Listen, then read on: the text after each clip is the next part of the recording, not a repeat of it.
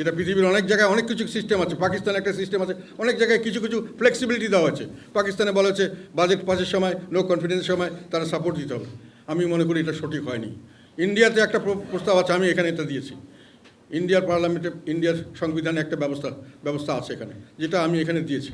10th schedule 10-এ 3 প্যারাগ্রাফে বলা আছে যে কোনো দল, সরকারি দল হোক যে দলের হোক, যদি 1/3 মেম্বার স্প্লিট হয়ে যায়, আমরা যদি মনে করি 1/3 যে একসাথে হয়ে গেলাম এবং তারপরে আমরা যে কোনো দিকে ভোট দেবো, কমপক্ষে 1/3 হতে হবে।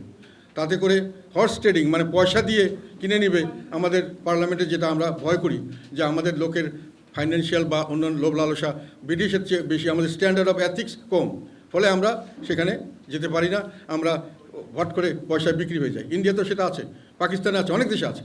ফলে এটাকে রেস্ট্রিকশন করলে 1/3 যদি হতে হয় তাহলে আমি একদিকে দিতে পারবো। এটাতে করে কিন্তু পার্লামেন্ট ফ্লেক্সিবল থাকবে। At the same time horse trading সহজ হবে না, কারণ 1/3 না হলে আমি যদি কোনো একটা লোককে একটা বিলের পক্ষে ভোট দিতে চাই, তাহলে একজনকে আনলে হবে না, একসঙ্গে দলের 30 জন থাকলে 10 জনকে কিনতে হবে। এবং সরকারি দলের এগেনস্টে যদি নো কনফিডেন্স আনতে চাই 151 যদি হয়, তাহলে তাকে কমসে কম তার থেকে আমার ওই 1/3 মানে 51 জন লোককে আমার ছুটিয়ে আনতে হবে, হুইচ ইজ ডিফিকাল্ট। এটা ইন্ডিয়াতে কাজ করছে, এই জন্য আমি এটা সাপোর্ট করেছি, এটার জন্য আমি প্রস্তাব দিয়েছি। আর সেকেন্ড প্রস্তাব হলো যে অনেক সময় দেখা যায় যে একটা ব্যালেন্স করা যায় কিভাবে, যদি পার্টির প্রধান যদি প্রধানমন্ত্রী না হন, তাহলে প্রধানমন্ত্রী আর পার্টির প্রধানের মধ্যে একটা ব্যালেন্স হতে পারে। প্রধানমন্ত্রী একটা করতে চাচ্ছেন, পার্টি প্রধান রাজি না হলে একটা ওখানে হতে পারে। আমি সেই জন্য বলেছি পার্টি প্রধান এবং সরকার প্রধান যেন এক ব্যক্তি না হয়, এটা আমাদের প্রস্তাব।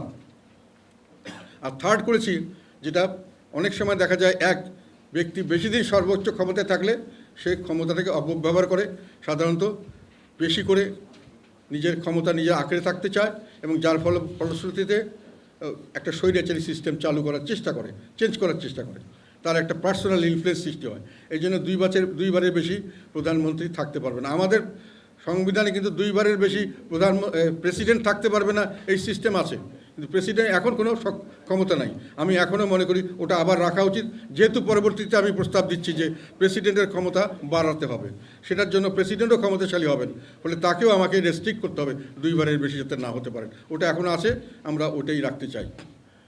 আর একটা এই পার্লামেন্টকে ব্যালেন্স করে যে বলছে আমরা স্থিতিশীল করতে গিয়ে পার্লামেন্টকে এমনভাবে স্থিতিশীল করেছি যে ওনার যে পার্লামেন্টের মানে পায়ের ভিতর দিয়ে শিকড় গজিয়ে গেছে, ও আর হাঁটাচলা করতে পারছে না, অগ্রসর হতে পারছে না, দেশ অগ্রসর হতে পারবে না। আমরা এর থেকে কিছুটা ছুটিয়ে দিলাম, মানুষে পার্লামেন্টকে ওয়ার্কেবল হবে এবং ফাংশনাল হবে, পার্লামেন্টের কাছে জবাবদিহিতে থাকবে এবং পার্লামেন্টের কাছে জবাবদিহি থেকে প্রধানমন্ত্রীকে যে কোনো জিনিস যে কোনো সময় করিয়ে নিতে পারবেন না। পার্লামেন্টের লোকরা, তার দলের লোকরাই এটার বিরোধিতা করতে পারবেন যদি একত্রিত হতে পারেন, অন্যান্য দলে তো পারবেন।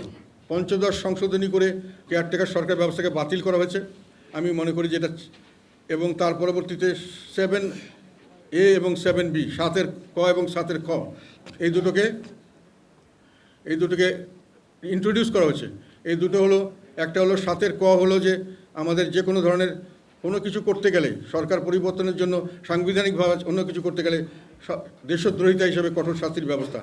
এটা আমি মনে করি আমাদের বর্তমান পরিস্থিতিতে এরকম ধরনের পরিবর্তন হওয়ার সম্ভাবনা থাকে, কাজে এটাকে এই রিজিট করার দরকার ছিল না, এটা রিজিট করাটা ঠিক হয়নি, এটা বাতিল করা উচিত। আর 7-এর ক্ষয় হলো আমাদের যতগুলি অর্ধেকের 1/3 মতো সংবিধানের আর্টিকেল বলা হচ্ছে, এগুলোকে কোনো সময় চেঞ্জ করা যাবে না। এটা অত্যন্ত অযৌক্তিক। একটা বর্তমান পার্লামেন্ট ভবিষ্যতের কোনো পার্লামেন্টকে কোনো কিছু রেস্ট্রিক্ট করতে পারে না, পার্লামেন্টের হাত পা বেঁধে দিতে পারে না, এটা গ্রহণযোগ্য নয়।